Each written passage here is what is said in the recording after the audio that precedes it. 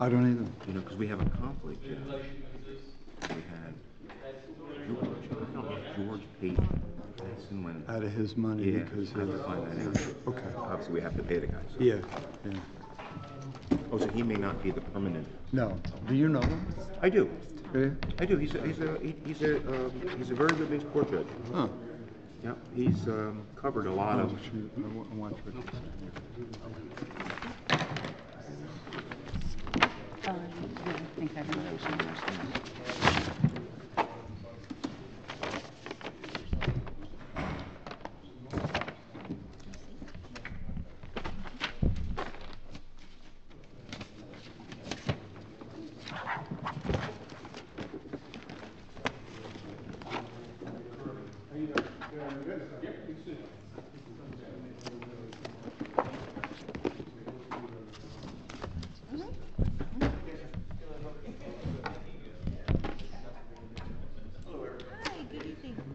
Oh, this is the additional stuff, yeah, okay.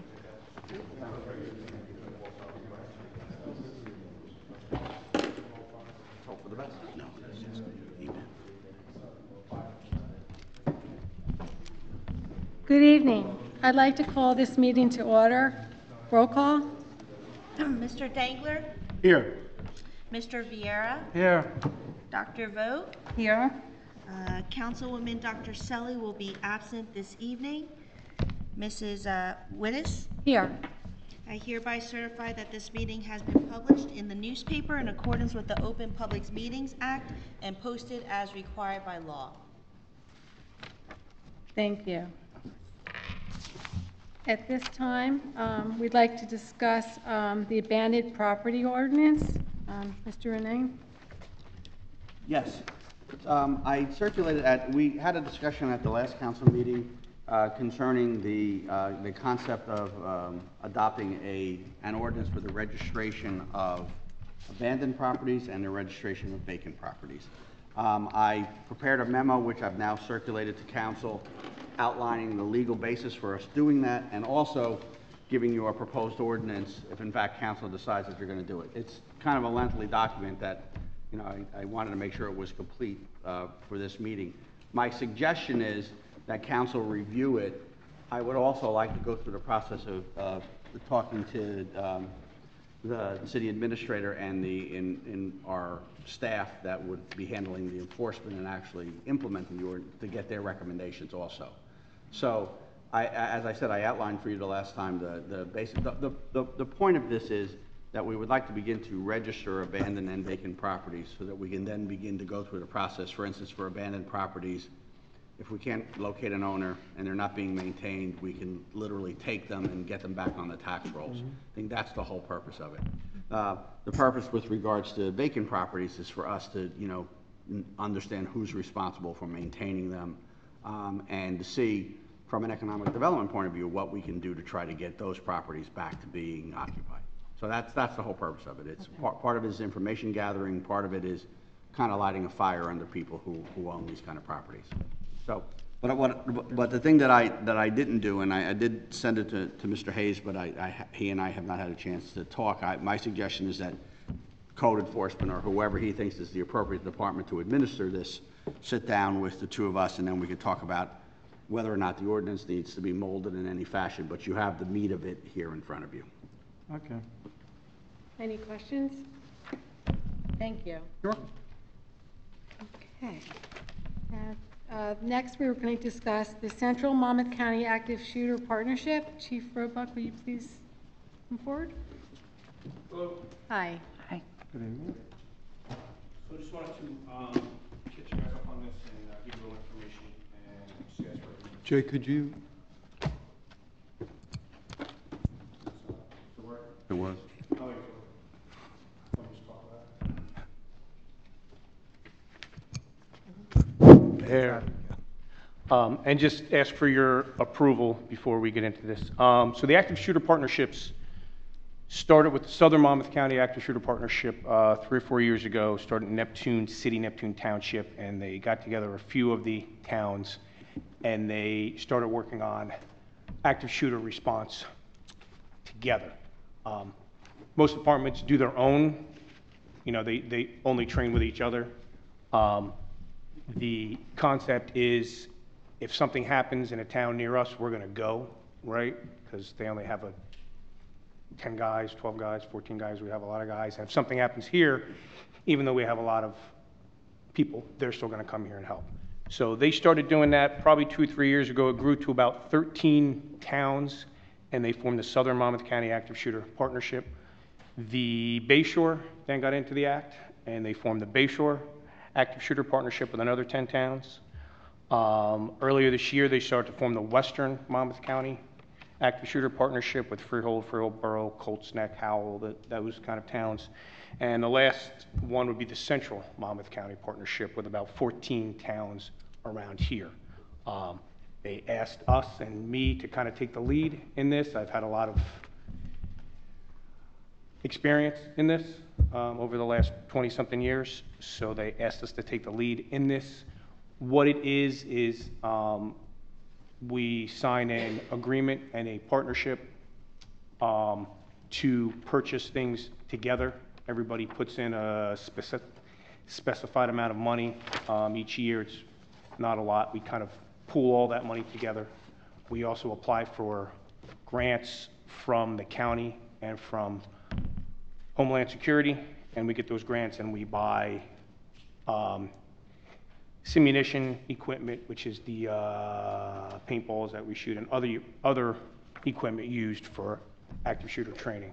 And each month you would go to a different location within the active shooter partnership. One month we do it here in Long Branch, the next month we do it in Eatontown and wherever, and we'd move it around so our guys would know where to go if something happened there, and they would know their schools, and they would come here and they would know what to do here. It's all instructed by instructors that have been taught by the county SWAT team that I was on, so everybody is taught the same way. The way now, it's each town kind of does it on their own, so it's close to the same way, but it's not really the same way, and they don't know each other and know what they're really going to do. So this way, everybody knows what they're going to do, everybody's on the same page, everybody's taught the same thing, everyone kind of gets to know each other, and they get to know each other's schools where they may go at some point. So that's the real quick down and dirty of what it is. I've been working with the city attorney to get the paperwork through. I just wanted to make sure you guys were okay with us doing this and joining this and leading this active shooter partnership. Jay, this is an existing partnership, or you're creating a new one? We're forming a new one. And who else is being asked to join this group? About 14 towns in this area, Eatontown, Long Branch, West Long Branch, Shrewsbury, Monmouth Beach, Oceanport, Ocean Township, Seabright, Little Silver, Rumson, Deal, and Allenhurst, and Monmouth University. So all of them will be in the central. We're the last 14 or 15 towns left that aren't in a partnership. Do you have any idea, like statewide or some of the other groups, like how much these communities contribute? We're gonna set it so, but it's probably gonna be $1,000 a year. It's not a huge financial obligation, and it probably wouldn't start until next year. So we'd be able to look at our budget for next year before we do it. Just so that council understands, the other part of this is that the city will become now the lead agency for the purchase of certain items, right? Correct. So you and I, we've been working on this, and we kind of got to the point where my questions were, what is it exactly we're going to be buying? How is that going to happen? So I need to understand so that our purchasing department will now be responsible for, Right. and there has to be some mechanism for the payment from other municipalities. Correct. So why don't we talk about that? And I have all that. They have what they've been doing in the other ones, and they have the bank records, and I can show you what they've been buying. It's mostly simunitions, the paintball stuff, anything to do with training. Sometimes we'll buy the fake guns that we use to shoot the simunitions, that kind of stuff.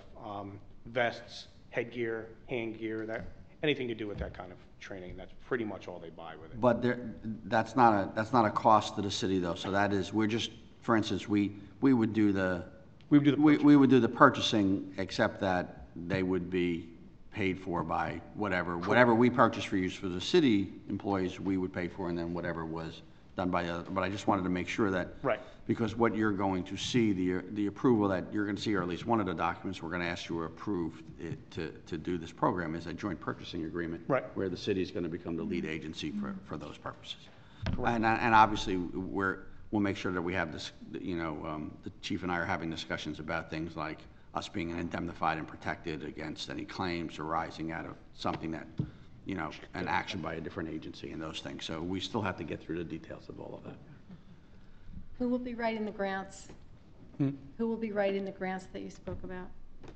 I don't know. I know there's grant money available from the county working group. We had a meeting with them several months ago when we started discussing this, and I don't know if there's a specified grant proposal that has to happen, but if there is, one of our guys here will do it, or I could get someone from one of the other police departments to do it and write the grant and put it in for us. But I don't believe it's that much of a heavy lift. They've given the other 3 of them money. I forget, I don't know how much off the top of my head, but every year they've been able to give them some money from from them to be able to purchase some items. Okay, thank you. Anyone else? So how dependent is it on the grant funding? Let's say it doesn't go according to plan. It's not totally dependent on the Yeah. grant money. It's, each town is going to give some money too, so we can do that. And each town already has a lot of this equipment. Okay, So we're going to have to sit down, and once we get this going, I'm going to have to sit down and see what everybody has and kind of look at it and say, all right, here's what we need to go forward. But I know these guys, I know a lot of the other chiefs from these towns, and they have equipment that probably for the first 3 or 4 months until we get up and running, everyone's going to use their own equipment anyway. Yeah. We have stuff that we've had here for years, so it's not completely dependent. It's not all about just getting the money and getting the things. It's about actually us working all together so we all know where to go and kind of what to do together. Yeah. The money's a nice aside to it, but it's not the main. Yeah. It's not the main focus. so you kind of started by saying you wanted to make sure that it was okay. Yeah. It kind of almost seems like, a no-brainer that it's, it was certainly we would want to do it, and certainly to have Long Branch in leadership role is outstanding. So that kudos to you. That's great that your experience is recognized with it. So just like kind of consistent with the way the questions are going, is there anything that we're going to be surprised with? We know the documentation that we need to have. Is there some impact that we would not kind of be noticing at this point? Not that I know of. The other towns have been doing this for 3 or 4 years, and they haven't had a problem. So it's something that has been working. Mm-hmm. No one's had an issue with it. So I don't see any surprises Okay. showing up that I can see. But to your first point, I said the same thing. When they came to us about this, and I met with the other chiefs, 13 and 4, we all said, why would you not want to do this? Right. Why would you not want to get Yeah, together and do yeah. this? Who's the guy that's going to be like, no, I don't want to do that. That doesn't sound right. Yeah, good. The other thing about it, Chief, I know a little bit about this program in different parts of the county. Will there be an I know in some municipalities, they've incorporated the governing body and department heads and stuff in some of the training exercises so they could see what happened. Absolutely. And all of those kind of things. I found it to be very informative. It's good for the agree. the mayor and the council understand what would happen if there was an active shooter in a school here or in the municipal building or at the beach, or so they have an idea as to how that. I think it's important. It's informative. I agree. And so we have an open invite for the Southern Monmouth County one. They send me what they're doing every month, and we can come. So if anybody wants to come and see how that's run, they're programmed down, and it's usually in Neptune City or Bradley Beach. We could go to any one of those until we get up and running. You could definitely come to ours. Once we start, we're looking for September, October, even if we don't have all this done, at least to start getting all the people together and the training. And we will run our own active shooter, like we do every year, for probably 2 weeks. I believe it's the beginning of November. So anybody can come to that. And when we get closer to that, I can invite you guys to come out to that if you'd like to see that. And this year we're doing it in the STARS training building out in Freehold. They have a building that the sheriff put together just for this training. Very good. Anyone else? No, this is a work session. I'm sorry, I'm new to the etiquette. This is my first council meeting. No, it's okay. Thank you. Thank you. Okay, you're welcome. Thanks, Jason. Thanks. Okay. Now, Mr. Hayes, would you kindly give us an update on North Fifth Avenue, please? Yes, ma'am. We're making significant progress since the last meeting when the engineer was here and reported to you. The roadway has been base paved and was open to vehicles last Friday. The curbs and sidewalks have been installed. The contractor is currently doing the yard restoration on the properties located near the right-of-way where the grade had to be changed, and replacing walkways and driveways. This will continue for the next 3 days. They anticipate Thursday, Friday, and Monday. They're hoping to be finished up with all that restoration work on Monday, and they're scheduled to mill the road from Halberton Street to Broadway, except the area that we just did, will all be milled, and then the whole road will be top-coated on Wednesday. We've already milled and paved from Halberton Street north to Atlantic Avenue. That part of the project is finished, and this schedule, of course, is predicated on the weather cooperating with us. We did encounter a number of rain days in the last 2 weeks, so it's been frustrating, but we've been able to make contact with many of the residents, and we're trying to accommodate everyone the best that we can, and it's been going pretty well. Any questions? Kev, it's great to hear the progress. What kind of communication has happened with the residents, just knowing what we were dealing with before? I've been on the site every day the last 2 weeks, and I know the mayor's been there as well, and we've spoken to, I know I've spoken to 3 or 4 residents in Marham. I'm sure you've had conversations with several others. Okay. You haven't spoke to a gentleman by the name of Wilson Bonilla, has you? Say the name again, sir? Bonilla, Wilson? I have not, no. Okay, because he called me up and something about his driveway that they just cracked and they just put some kind of blacktop over it. When did he call you? Last week. Okay, so have you spoken to him since? No, I haven't, but I did pass by and I saw all new concrete, so maybe So it probably was resolved then? Yeah, okay. Yeah, if not, just please let me know and I'll be happy to contact him and go out and meet him. Yeah, I passed there on the way here today, this afternoon, and it looks like they poured all new concrete sidewalks, so Good. that might be the part of it. Okay, Thanks, Kevin. thank you. I think, Anita, to answer your question, I think when progress is being made on a daily basis, I think it's kind of understandable. I think it's, as we experience when things have slowed down, that people really want to know Yeah. what's going on. Yeah, you're right. When they see people working, I mean, they know that we're doing the best we can. Thank you. You're welcome. Next, we're going to discuss employee recognition. During our campaign, and also when we were talking about our 100-day plan, we thought it would be nice to recognize the employees in the city for all their hard work. And so I wanted to bring it up for discussion, to get your views on it, and would like to, then move forward, because we have so many employees, and I know how hard everyone works, and it'd be nice to, build up morale and, let them know that we just don't take it for granted. So, I think that's a great idea, to tell you the truth. And once the employees feel comfortable at work, and there's a reason they want to come to work, and maybe to have them appreciate that they're being recognized by the end of the month or once a month or something like that. I think that's a great idea on my part. Yeah, and I thought, Bill? Yes, I agree that it is a good idea, but I received a phone call about a week ago, and I did pass that information on to you, the president, and certainly the mayor.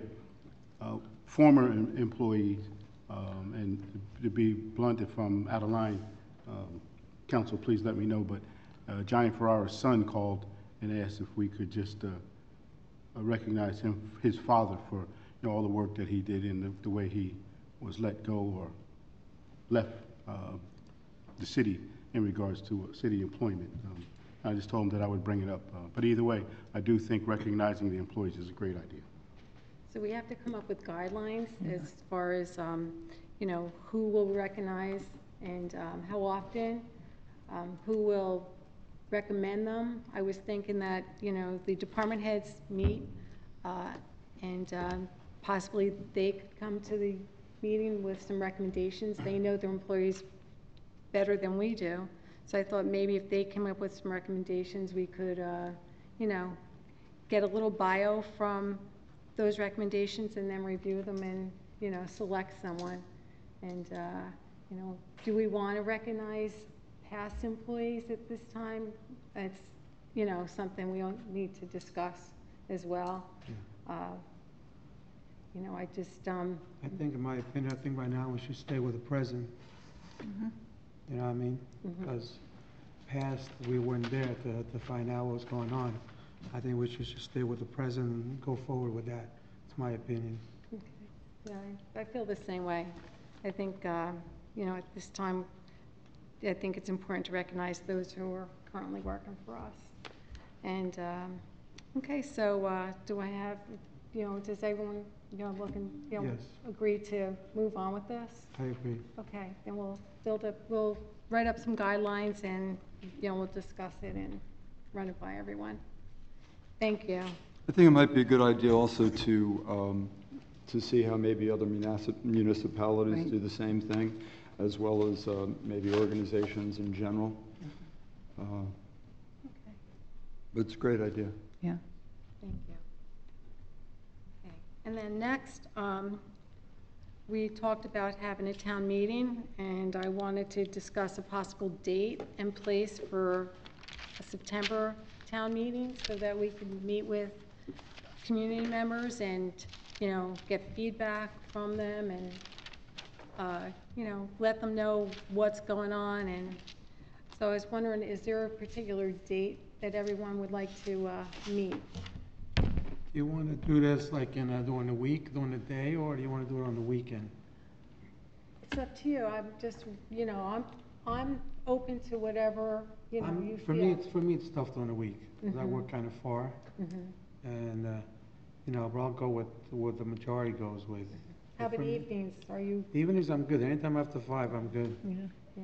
I mean, I would think that a evening during the week would probably work because, most people work during the day, so we want to make it convenient as much as we can. John, do you have any? I would suggest definitely a weekday evening. Yeah. That's what I was thinking, yes. All right, so. Just we about need- any day except for Friday, because people Right. a lot of things to do after the long week at work. So I'm in support of any day, Monday through Thursday. How about like a Thursday night? Maybe like a Wednesday, Thursday, they usually have the concert at the Pier Village. Okay. But we can do that. Maybe Are they Wednesday. still going on in?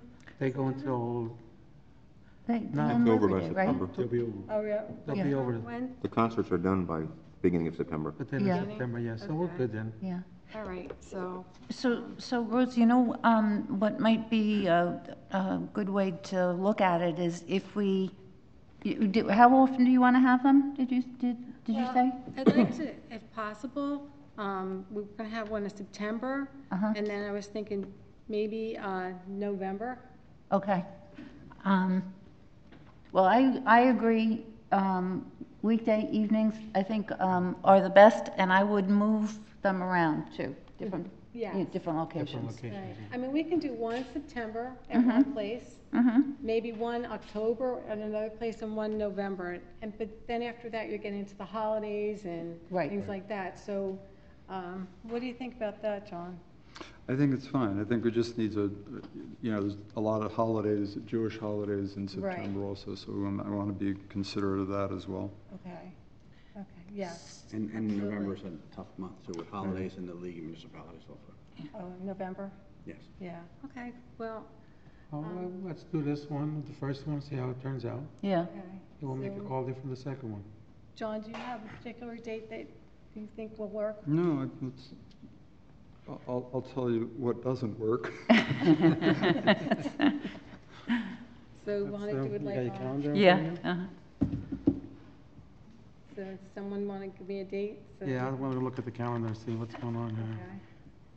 Well, you want to start looking, like, maybe, let's say, the third week, second or third week of September, you know, let school start, let things settle down a little bit? Yeah, I think that would be good. Well, we Maybe go the- to the 20th or 27th. 27th is the last day, John, or the date that doesn't seem to conflict is September 27th, just trying to be helpful. September, thank you. Does September 27th look good? That looks good for me. That's fine. It's good for me. You know what? It's good. Is there anything a little bit earlier?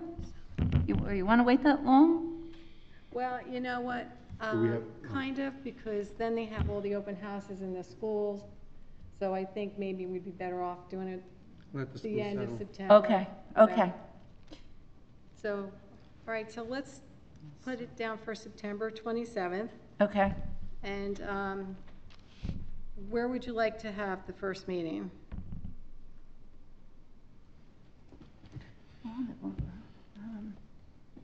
I mean, I was thinking, well, first I thought the senior center, Right. but I was told that would not be a good choice.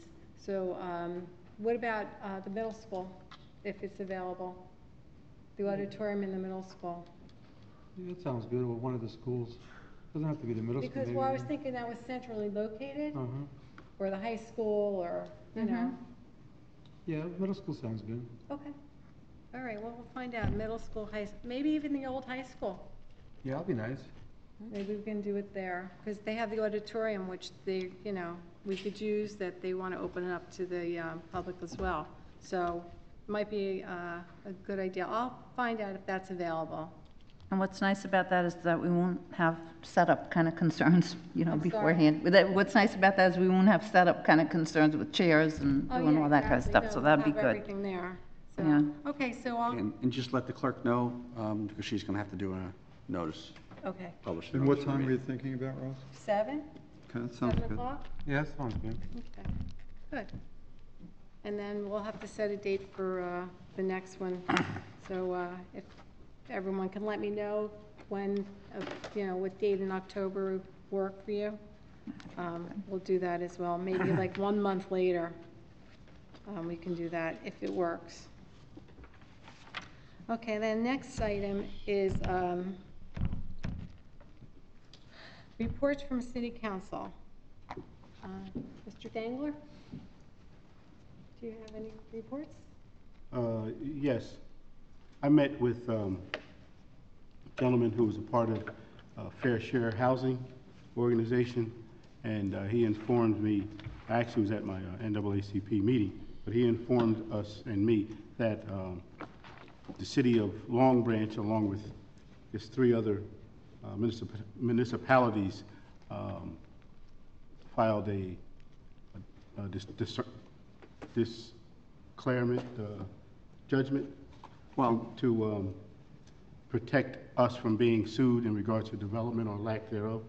So, actually, it's not 3 municipalities. So, as a result of the Supreme Court, this Mount Laurel 4 decision in 2015, every municipality in the state, with the exception of those who have no affordable housing obligation, meaning the urban aid municipalities, all filed declaratory judgments.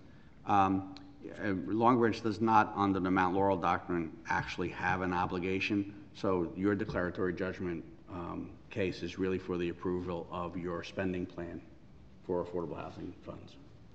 But I was under the impression, certainly you can correct me, that there are opportunities for us to add in affordable housing, low-income housing. Well, the answer is yes. You certainly could. You have the right to zone for that. You're just, the declaratory judgment action under Mount Laurel doesn't really apply to you because you don't have an obligation. But you certainly, in adopting your zoning ordinances and adopting the housing element of your master plan, can certainly zone for affordable housing. Why don't we have an obligation, sir? You don't have an obligation because you are an urban aid municipality, and because under the calculations for, according to a recent court decision, there's essentially a 159,000 unit obligation across the state, none of which is allocated to Long Branch. And I guess, and the sense of that is that Long Branch is not an exclusionary municipality. It has affordable housing in it. It also has a housing stock that, the purpose of Mount Laurel is to stop towns that zone out low and moderate income housing. That's not what's happened in Long Branch. So they recognize places like, big urban centers like Newark, for instance, that they don't have a Mount Laurel obligation because they're not traditionally not exclusionary places. So that's why. So I actually have stepped into your affordable housing case, and the only purpose of you having filed a declaratory judgment is to allow for you to get approval of your spending plan. Okay, I'll do a little more research on that. Yeah, I'm happy to sit and talk to you. I know that I saw your inquiry about whether or not we have a set-aside ordinance, and I'll take a look and see whether we do, but certainly it's something that you can do. I mean, it's not... Right, that was...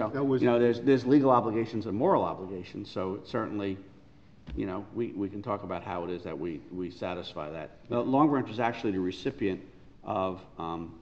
there was a time when municipalities were allowed to enter into regional contribution agreements, and Long Branch actually got money from Middletown, and they used it to rehabilitate 156 homes that then became affordable. So Long Branch is actually one of those places that was a recipient when that program was in place. Those are no longer legal, but in this round, in the second round, Long Branch was a recipient.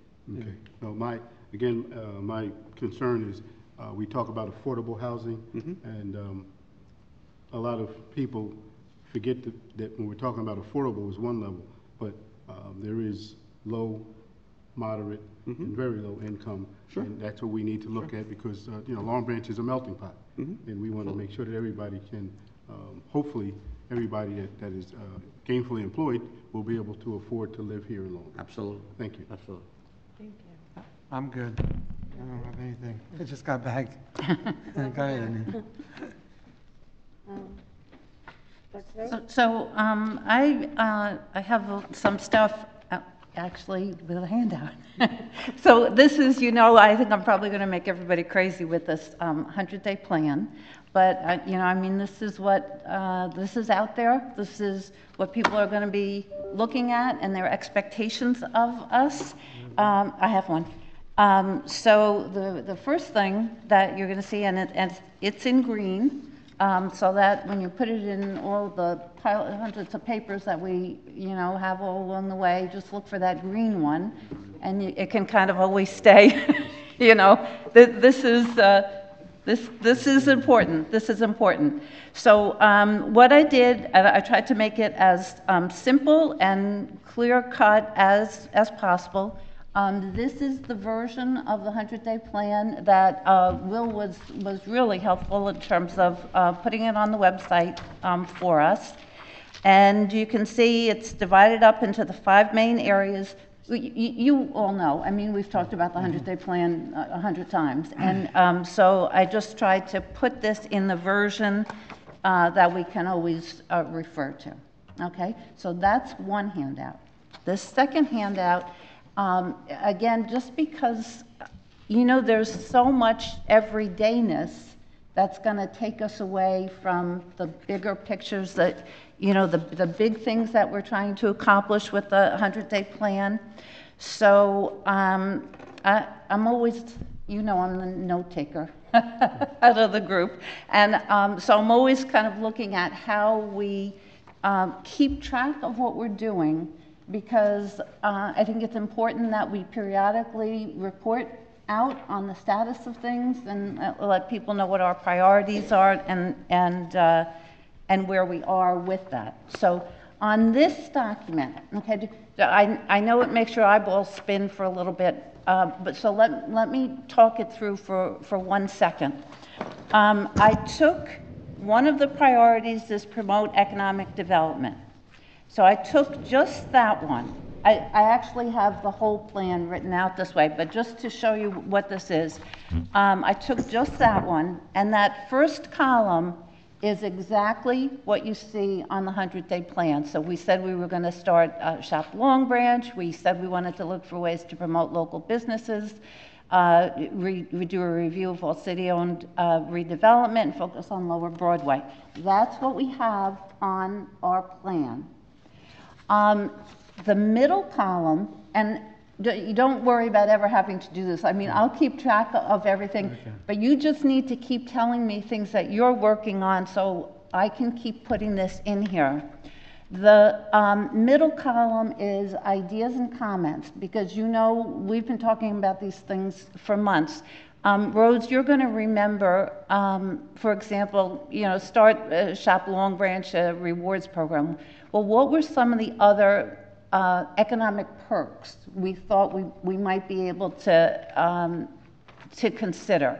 So we had a conversation about, is there anything in terms of beach passes that we might be able to do? Is there anything in terms of age requirements that we might be able to do?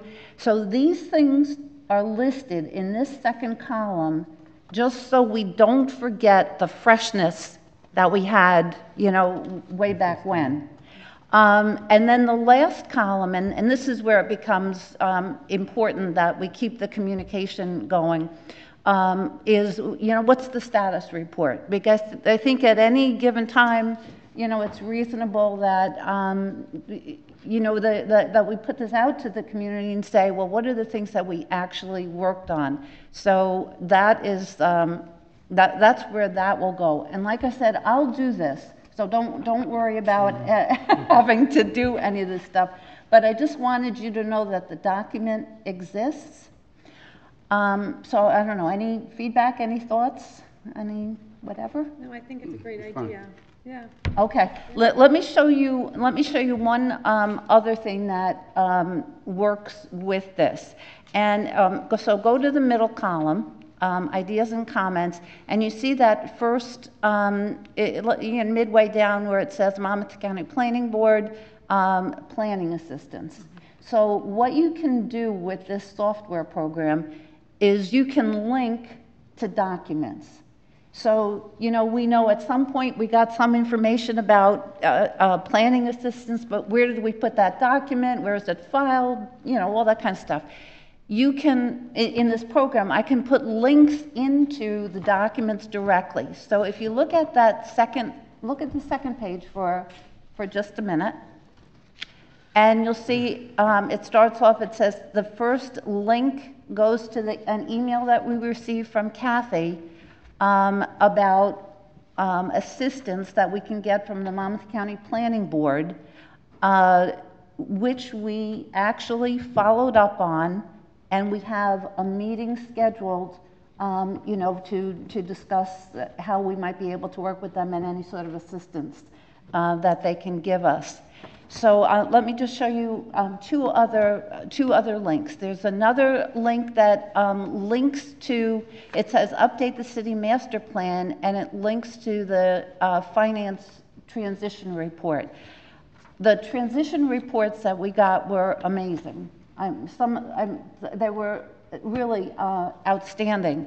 And so on this one in particular, the finance transition report spoke specifically to the master plan. So you can see the second link says, well, people volunteered, people did a lot of work on those transition reports, and we read them, and we're using them to guide what we do. So that's there. And then just real quickly, the last one on the bottom just says create jobs.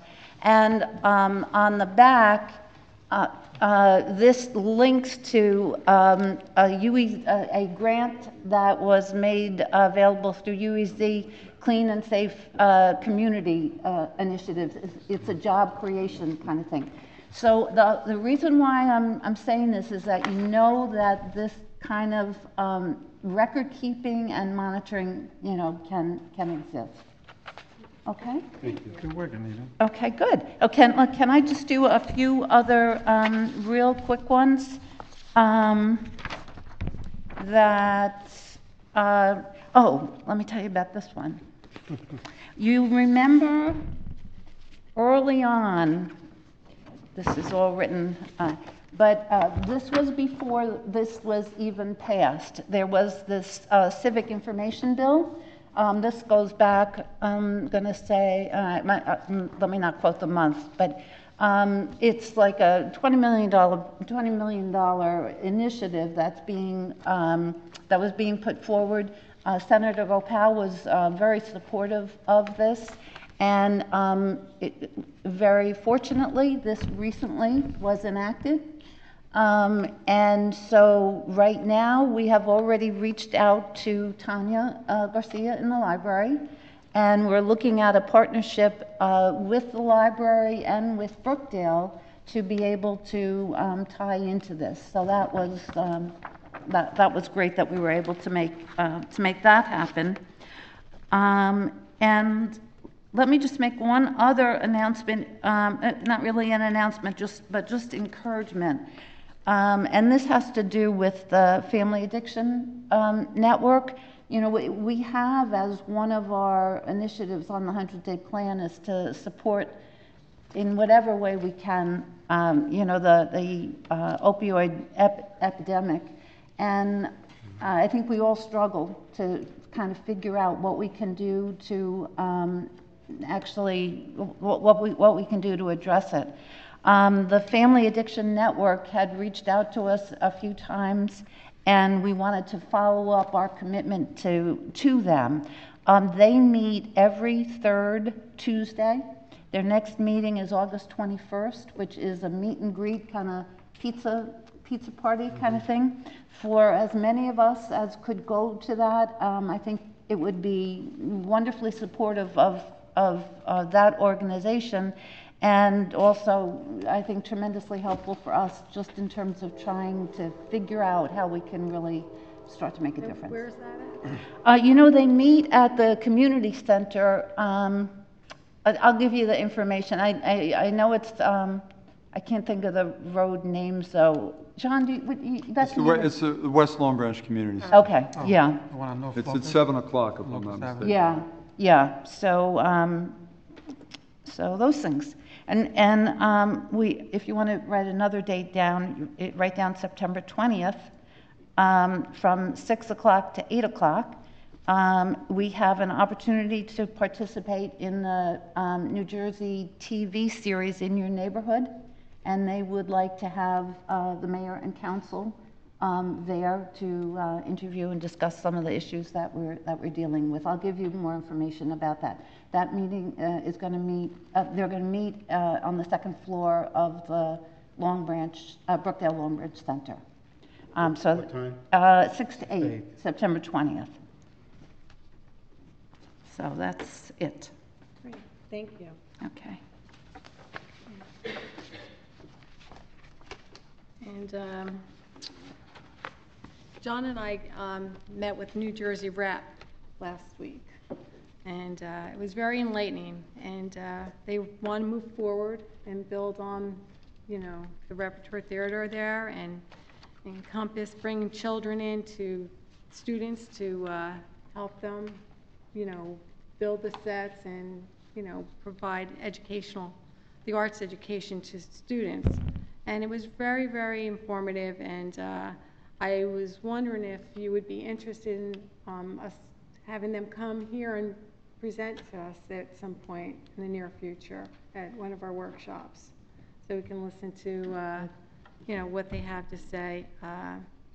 John, do you want to enhance? Well, it was a very interesting presentation that they gave us individually. We both thought it would be good to present that to the rest of the council as well as the community in general. But, you know, as Rose said, you know, and Rob, I think you're involved with them as well, but, you know, we're very interested in getting our youth involved in some of these activities perhaps that they have, whether it's acting or they're talking about stage construction. And my understanding is some communities like Carteret, where they have active theaters and so forth, they get the kids very involved.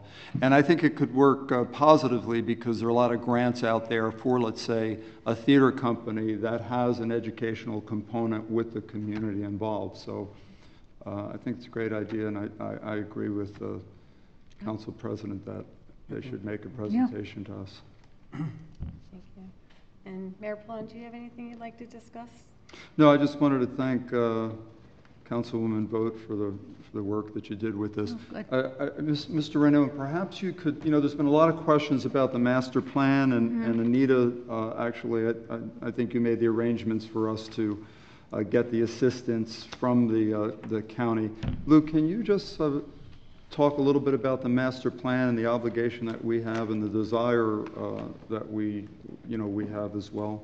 Kevin, what is that? That's a couple of years, I think we have. I'm sorry, sir? A couple of years, the master plan, we have to redo the master plan. It's 7, Carl? The entire master plan was completed in 2010.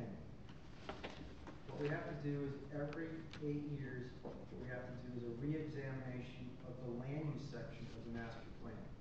That was already begun by the planning, actually it was initiated as an approval from the previous city council for the planning board to begin that process. We want to continue that process and finish that of doing a re-examination of the land use section of the master plan. The only thing we're waiting for right now is for new members of the planning board to be named so we can put them on, some of them on the committee. We're allowed 3 members on the committee so that we can make recommendations on the master plan to the city council. So, so understand the master plan is a planning board document, right? Okay. The hearings are done, the adoption of all of that is done at the planning board level, and the purpose of that is, the planning board is deemed to be kind of the experts in your zoning ordinance, and they'll deep dive into it and essentially make recommendations. The land use element of the master plan is the recommended zoning for all of your for all of the city.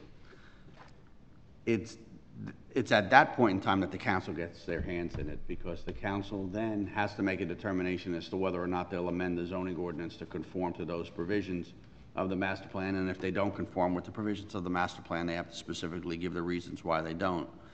But it is the re-examination of the master plan zoning element, and then the subsequent rezoning is where council will have now its impact on, and I saw it in your 100-day plan, reviewing those kind of elements to see, now that you have a 10-year, or the last 8 years has been seen a lot of changes in town with regards to, for instance, redevelopment. You now see what redevelopment is there, how it is that it's impacting other neighborhoods, and you can now begin to look at where it is going in the next 8 years. And it's kind of the roadmap for where your zoning and development is going to go. So it's not something that is a process that should be taken lightly. I recommend the council, if there are hearings or there are reports that are issued by the planning board, you should go and hear them and see what's being discussed at that point in time. I'm sure that the city planner is doing who is doing the initial report, Carl? Well, the planning board will do the review, but we still need some members to come on to continue the process. But who is the planning consultant that's working with them? Mazer Consulting was the consultant. So, there'll be planning reports and recommendations that are done too, and so it's important to be part of the entire process. Thank you. You're welcome. Anyone else? Can I just add one more thing, and this is a thank you from Council President Rose and myself to Chief Robach for taking us on a tour of the police department, which was extraordinarily informative and helpful. So I just wanted to thank you for that. Okay. And there is an added agenda item, the Long Branch Sewage Authority Service Agreement.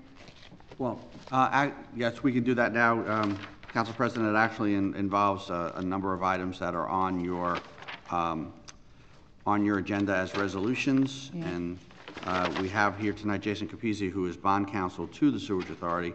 So the items that you have on your agenda are, I guess it's 172-18 through 176-18. And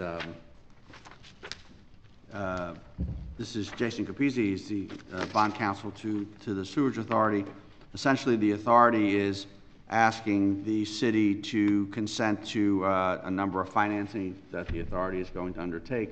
Understand that there's a kind of a basic document that is the service agreement between the city and the Sewage Authority, under which the Sewage Authority operates, provides sewer services to the city's residents. So Jason, if you can kind of take it from there. Mr. Capizzi, could you just, microphone, thank you. Thank you, Lou. Hello, Mayor. Nice to see you again. Council members, nice to meet you. My name is Jason Capizzi. I'm with the law firm Winnie Banta, Bisraelian & Kahn, and I'm bond counsel to the Sewage Authority. As Lou said, yes, the Sewage Authority has determined to undertake 5 individual projects. They're going to be financing them through a state financing program called the New Jersey Infrastructure Bank. It used to be called the New Jersey Environmental Infrastructure Trust. In 2002, the city entered into a service agreement with the Sewage Authority in order to enhance the security that the Sewage Authority's bonds hold. All right, so real simply, what does that mean? When the city issues its bonds or notes, it's secured by your GO pledge, your ability to promise the market that you will tax all your citizens, regardless of rate or amount, should you need to. A Sewage Authority, though, they are revenue bonds, so they're secured by the revenues that are generated from the authority. The market regards that as a lesser level of security. So what the service agreement does, it says, okay, Sewage Authority, we want your services. We also want you to be able to borrow at the cheapest rates possible. So we promise to extend our GO pledge to your debt that you issue. And if ever you run into a shortfall, you're unable to pay it back, we'll advance you the money. But once you get those revenues, then you're going to repay us that money. So this is a mechanism that's been in place under the Sewage Authority's law since like 1946. So it's something that's very common. And it's just, again, it's a credit enhancement. Now, when you borrow through the state's program, you know, they have a really high credit rating. So when they see that a service agreement is in place, they're trying to do everything to protect their credit rating. So they want to see that the borrowers, the authority, is going to have the maximum security that's available. Is that clear? Any questions? Can you just for the council's edification, can you just give us an idea as to what the projects are? Okay, so you have presented 5 individual resolutions. And you have to forgive me because my engineering experience is limited. So what are they doing? They're 5 individual projects in the aggregate amount not to exceed about $6.9 million. And one of them is for they term the Sanitary Sewer Railroad Crossing Study and Improvements Project. I believe that they're going to investigate the integrity of the system below the railroad crossings at certain points throughout the city. There's another one, the Sludge Thickening System Improvement Project. So again, these project descriptions. They're enhancements to the treatment plant to make it more efficient. Various other ones, yes. Right. And I tried to do them in layman's terms and that the engineers sign off that they have their ability to do that. There's another one, inflow infiltration study improvements. That's in part primarily they go through the system and they look for leaks. And you know, they clean it, they line it. If they're able to minimize those leaks, it makes for a better, more efficient system. Additional, if the pump station force main improvements, the force main is a specific type of equipment. And the hot water system and final settling tank improvements, same thing, additional equipment at the main plant that is just equipment upgrades. Forgive me, I can't go into greater detail, but those are the same descriptions that are in the authority's bond resolutions authorizing each of them. So we're basically backing their bond? Well, you back their bonds by the fact that you have a service agreement. So the city's already pledged that. All you're doing is now, each time they do a financing, you have to then consent to it again, just to what you're really doing is you're representing to the state. The Infrastructure Trust is an interesting bank of money that the state puts together. The sources of it are very interesting, like the Exxon Valdez money found its way into the New Jersey Infrastructure Trust when it got distributed to the states, and then the state uses it to lend out to municipalities. It's kind of like a revolving fund. So they have pretty strict guidelines, but one of the things that they want to know is they want you to basically reinforce for the state that there is a service agreement and that you will abide by your obligation. So they require you to technically do that each time.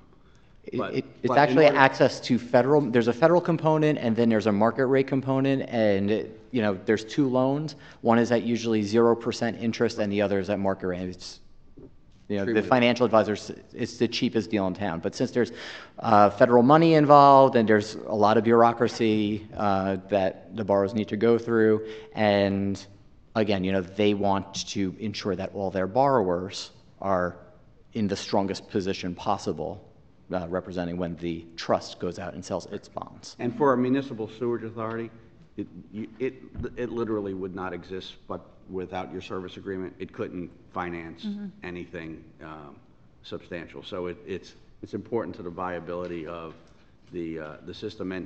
And Jason outlined some of the projects, but they're important projects. Infiltration into your water system, what that means is that your sewer pipes are leaking and rainwater gets into it, so you're treating rainwater.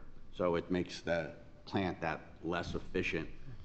The cost goes up, so you want to make sure that, so those are, the integrity of your 36 breaks, you lose sewer service, it's a catastrophe, literally, environmental and health-wise. So they're important projects, but as I said, it's a kind of, I wanted Jason to come in and explain it to council because this is the first time council is seeing this, but it is not an uncommon occurrence, and as I said, it's a continuation of you just reestablishing what the obligation that you have, and without the service agreement, you would not have a sewer authority. How long is the loan for? Like, what's the? Again, going through DEP, the engineers, they determine the terms of the loans. First, what the Sewage Authority is going to do, they're going to do a short-term construction loan for these projects. So it's really just a draw. So at the end of the day, when they're about, I think it's 95% complete with the project, then the trust tells us, okay, you're ready for permanent financing. And then when you go into permanent financing, they determine the useful life of the project. They're 20, 30-year projects. It varies in between there. Is that common? Yes. Yes. Yeah, there's a schedule that when you borrow money, if you borrow money to buy something that only has a useful life of 7 years, then you can only get a bond for 7 years. But typically these kind of improvements, road improvements, sewer improvements, water improvements, have a 20 to 30 year life. They might be a little less for the equipment for the plant, but it's more for things that you put in the ground. Agreed. Yeah.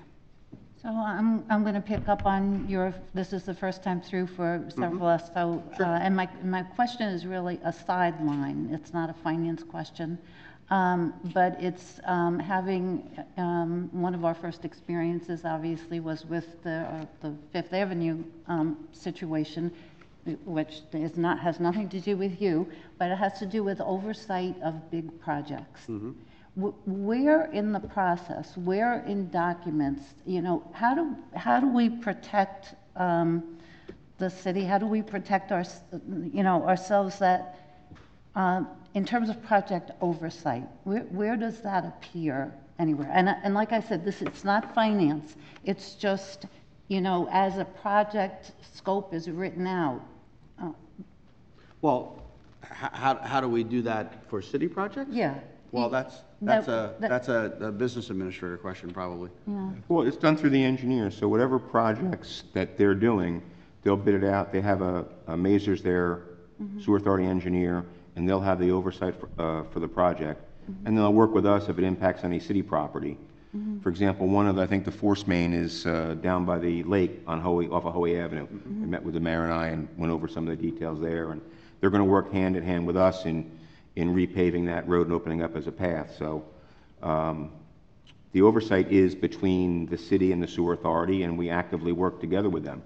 Okay. I think that's the answer to your question. Yeah, okay, you know, the point of my question was, you know, how do we make sure that we avoid situations like that? I appreciate your answer and acknowledge that.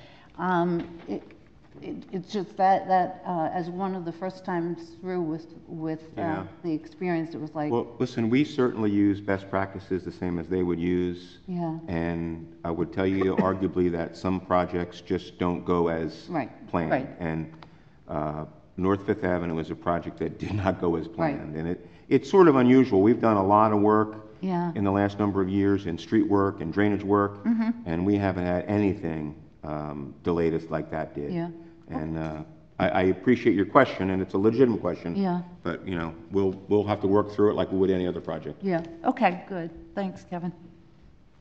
Anyone else? Thank you. Great. Thank you. Thank you so much. Thank you. And next, review of regular meeting agenda. Is there any questions?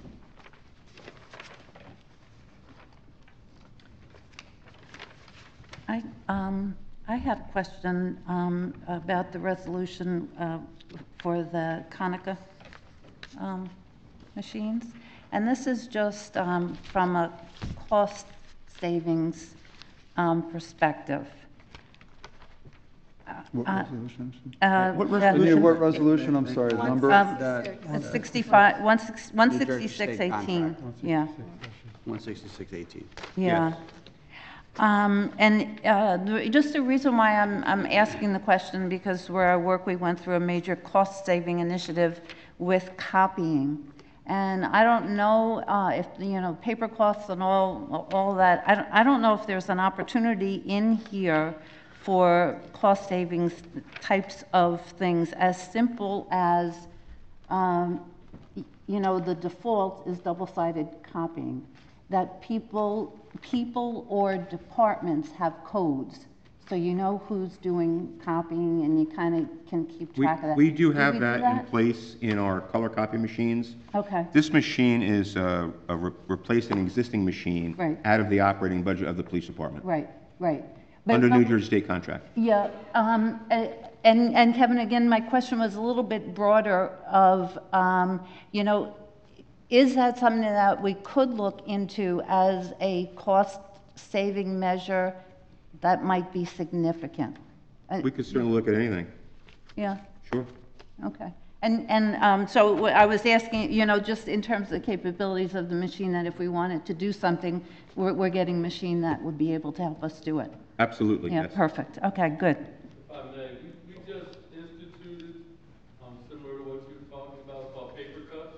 Mm-hmm. And what it's done is it's drastically reduced the usage, and then we have authorization codes for everyone down there. Okay. We just did that in the last 6 to 9 months. Good. So anyone who goes to the copier, you have a code, we can tell you who went there, what time you went there, and what it's done is it's drastically reduced that. These two Right. machines, when we currently just instituted the programming, they didn't have it, and they'll be able to connect with the other existing machines that we have. Great. Just what I was hoping to hear. Great. Thank you. Anyone else? Any questions? No? All right, next, I need a motion to close. So move. Second. All in favor? Aye. Opposed? Now I need a motion to adopt a resolution to go into executive session for the following items: personnel matters, housing authority appointment, and also attorney-client communications. So moved. Second. Roll call? Mr. Dangler? Yes. Mr. Viera? Yes. Dr. Vogt? Yes. Mrs. Wittes? Yes.